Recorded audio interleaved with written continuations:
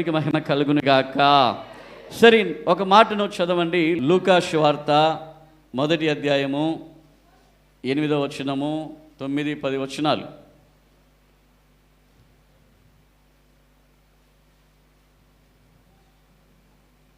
త్వరగా.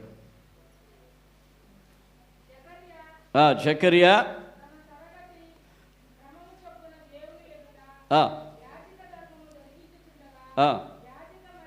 యాజక మర్యాద చొప్పున ప్రభు ఆలయములోనికి వెళ్ళి ధూపము వేయుటకు అతనికి వంతు వచ్చెను.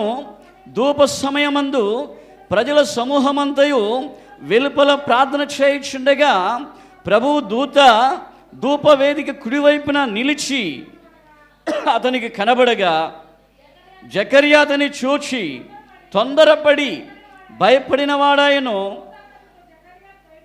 భయపడకుము, నీ ప్రార్థన వినబడినది. నీ భార్య అయిన ఎలిజబెతుకు దేవునికి మహిమ కలుగునుగాక. ఆలయము లోపల ఒక ధూపము వేయబడుతూ ఉన్నది.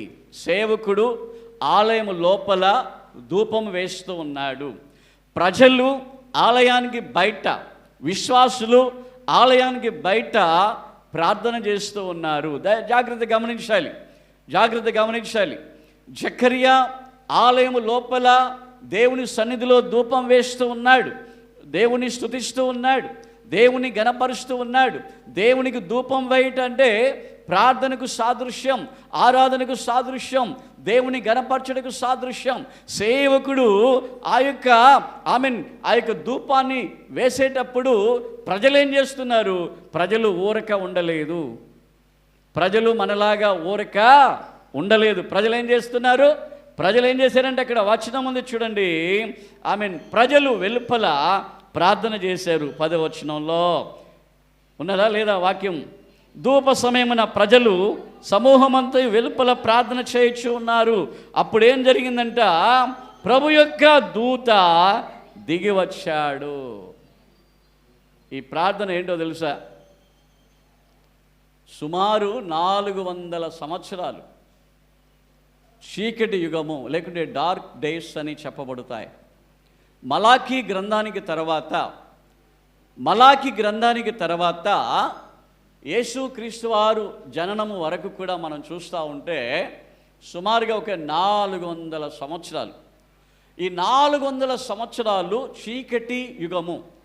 ఆ చీకటి కాలంలో ప్రార్థన లేదు, ఆరాధన లేదు, దేవుణ్ణి స్తుతించగలిగిన కార్యములేమీ లేవు, దేవుణ్ణి గణపరచగలిగిన కార్యాలు ఏమీ లేవు. అయితే మొట్టమొదట ఏం చేస్తున్నాడు? ఈ యొక్క జకరియా వెళ్ళి ఏం చేశాడంటే దేవుని యొక్క సన్నిధిలోనికి వెళ్ళి దేవునికి ధూపం వేస్తున్నాడు. అయ్యో, ఇన్ని రోజులు ధూపం వేయటం ఆగిపోయింది, దేవుణ్ణి మహిమపరచుట, ప్రార్థించుట ఆగిపోయిందని చెప్పి ఆ దేవుని బలిపీఠము దగ్గరికి వెళ్ళి ఆలయం లోపల ధూపం వేస్తూ ఉన్నాడు. ఈ ధూపము వేయుటకు ఈ జకరియా లోపలికి వెళ్ళినప్పుడు విశ్వాసులు ఊరక ఉండలా. సేవకుడు ఒక్కడే ప్రార్థిస్తున్నాడని చెప్పి విశ్వాసులు ఊరక ఉండలా. ఏం చేశారు? విశ్వాసులు కూడా బయట ప్రార్థన చేయడం ప్రారంభించారు. దేనికి? మా సేవకుడు లోపల ధూపం వేస్తూ ఉన్నాడు, మా సేవకుడు లోపల దేవుని స్తుతిస్తూ ఉన్నాడు, మా సేవకుడు లోపల దేవుని గణపరుస్తున్నాడని బయట ఉండి వీరు కూడా కలిసి ప్రార్థన చేస్తూ ఉన్నారు. ఈ జకరియా ధూపం వేయటం వలన, బయట ప్రజలు ప్రార్థించటం వలన హఠాత్తుగా ఒక కార్యం జరిగింది. గబ్రియేలు దూత ఆకాశం నుండి దిగివచ్చి ఆ ధూప వేదిక కుడివైపున నిలబడి, ఇదిగో నేను సర్వోన్నతుడైన దేవుని యొక్క దూతను నీతో మాట్లాడుటకు నేను ఇక్కడికి వచ్చానని చెప్తా ఉన్నాడు. మీరు ప్రార్థన చేస్తే దేవదూత దిగాడు ఎన్నడైనా? మనం ప్రార్థన చేస్తే దేవదూత దిగాడా ఎన్నడైనా? మీరు చెప్తున్నారుగా మరి ప్రార్థన చేస్తున్నాము అని. నిజంగా మీరంతా ప్రార్థన చేస్తున్నారా? ఇందాక చెప్పారు, ఇప్పుడే చెప్పారు, అబద్ధాలు చెప్పకండి. ప్రార్థన చేస్తున్నారా? ఎంతమంది ప్రార్థన చేస్తున్నారు?